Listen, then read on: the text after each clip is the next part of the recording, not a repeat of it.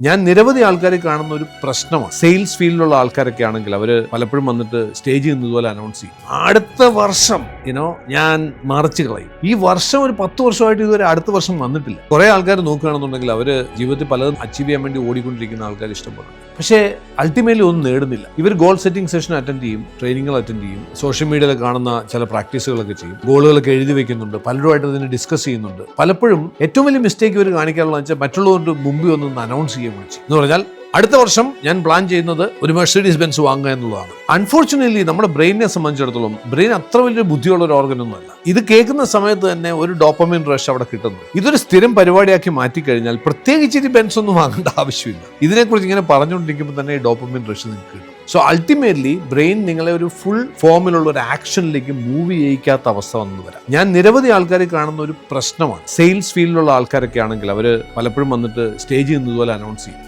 അടുത്ത വർഷം ഞാൻ മറിച്ച് കളയും. ഈ വർഷം ഒരു 10 വർഷമായിട്ട് ഇതുവരെ അടുത്ത വർഷം വന്നിട്ടില്ല. റീസൺ ഇത് തന്നെയാണ് സംഭവിക്കുന്നത്. ഇവര് പലപ്പോഴും ഇവരുടെ സ്വപ്നങ്ങളെക്കുറിച്ചും ലക്ഷ്യങ്ങളെക്കുറിച്ചും വാതോരാതെ സംസാരിക്കുകയും അതിനെക്കുറിച്ച് എപ്പോഴും ആക്രോശിക്കുകയും ചെയ്യുമ്പോൾ ഉണ്ടാവുന്നത് ഇവരുടെ ബ്രെയിൻ ഇത് നേടിക്കഴിഞ്ഞ ആളാണ്, ഇവനിതൊക്കെ നേടിക്കഴിഞ്ഞ ആളാണെന്നുള്ളത്. മാത്രമല്ല വേറൊരു വലിയ പ്രശ്നം ഇവരിലുണ്ടാവാറ്, ഇവർക്ക് ചെറിയ സാധനമൊന്നും വേണ്ട.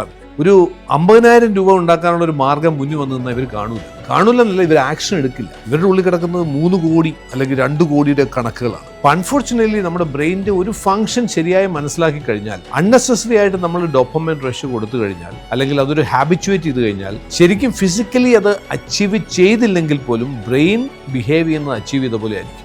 ബ്രെയിൻ അങ്ങനെ അച്ചീവ് ചെയ്യുന്ന ബിഹേവ് ചെയ്തുകൊണ്ട് മാത്രം ബാങ്കിലേക്ക് പൈസ വരത്തില്ല.